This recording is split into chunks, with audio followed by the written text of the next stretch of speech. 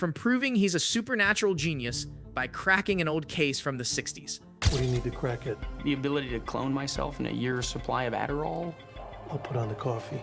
To the insane battle of the wits between him and Cat Adams, these are times Spencer Reid proved he's the best person in Criminal Minds. Reid's great at his job, especially when he's going up against some of the most messed up criminals on the show, and Season 10, Episode 11, True Genius, is proof of that. The episode starts off with the murder of an elderly couple, but what's interesting is that this person is using the same MO as that of the Zodiac Killer, even though everyone thinks it's the OG Zodiac. Reid's convinced that's not the case, because there have been several copycats of the killer over the years, and he thinks this is just another one of RM. Enter Caleb and Harvey. These guys were full-blown chess prodigies, and were extremely interested in the Zodiac Killer. But this obsession turned into something sinister when they decided to murder a boy when they were 15. After that, though, he and Caleb drifted apart, and fast forward several years, Harvey was going to marry his fiancée, but Caleb had other plans. His twisted obsession with his friend. Caleb starts committing murders in the Zodiac Killer style to pique Harvey's interest again, and was going to end it by killing his fiancée as the final showdown. In true Spencer fashion, though, he figures out the true motive behind Caleb's actions and tries to protect Harvey and his fiancée. But the amazing part is that while working on this case, Reid also figures out that Caleb and Harvey are responsible for the murder of that boy back when they were 15, and even finds the body with their help. I mean, there's a reason Spencer's considered the best of the best on the team.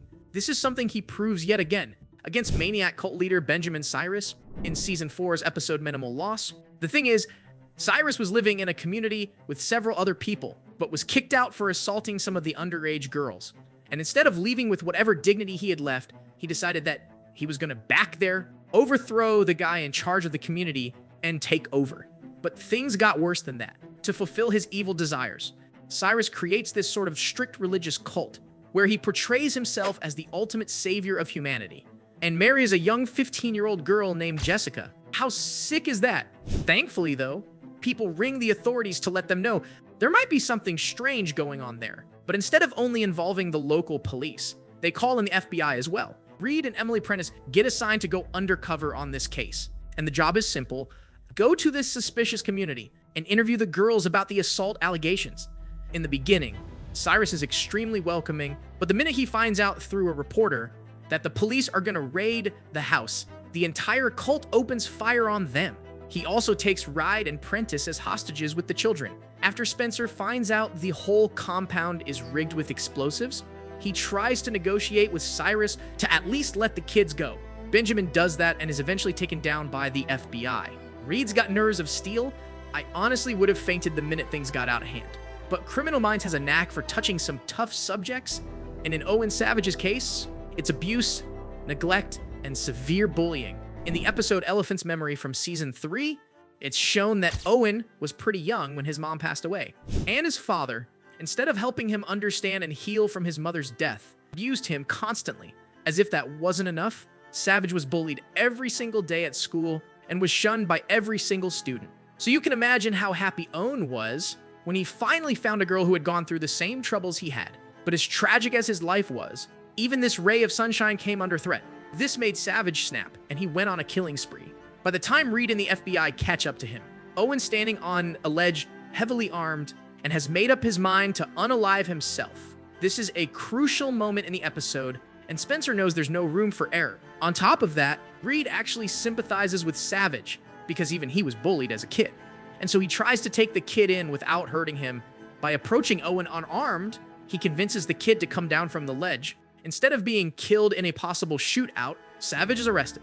This episode was different, because instead of Spencer out thinking the criminals, it was his empathy toward Owen that actually helped him save the day. This shows you just how emotionally intelligent the dude really is.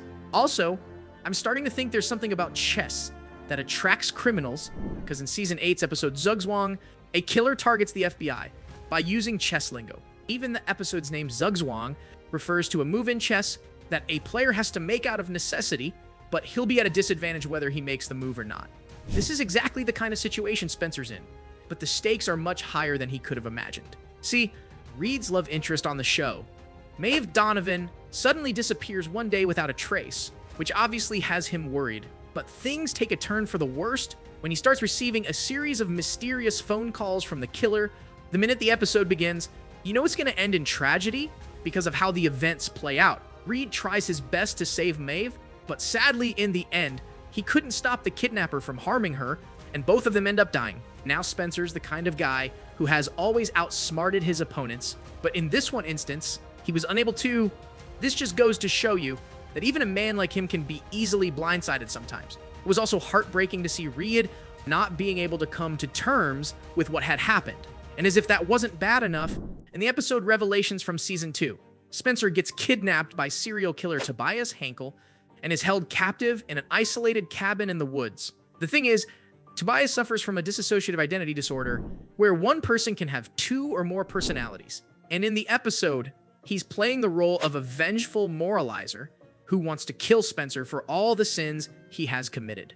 But the twist here is that he can't do that unless Reid actually confesses to his crimes, because in his messed up mind, Hankel needs the confession to justify the murder, to get what he wants. Tobias starts torturing Spencer, but no amount of abuse will make Spencer lie. Tobias, on the other hand, is determined to get that confession out of him, so he continues to torture Reid and almost ends up killing him in the process. It doesn't stop there, though.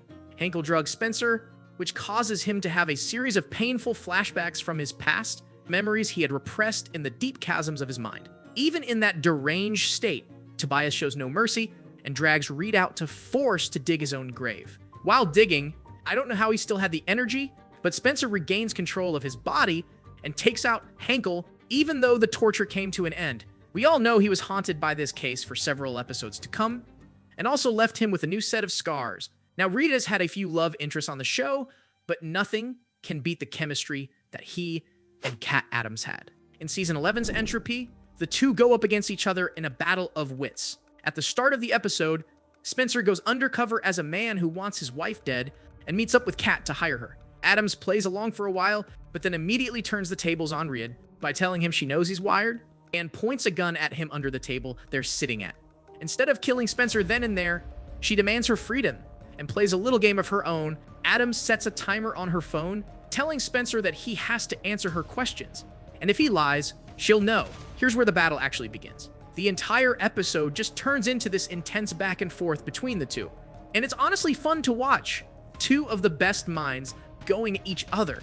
Fortunately, Reid comes out as the winner. It's not by a long shot, which is exactly the reason why you should never underestimate Cat. So there you have it, folks. From the insane battle of the wits between him and Cat Adams, to proving that he's a supernatural genius by cracking an old case from the 60s. Those were times Spencer Reid proved he's the best person in criminal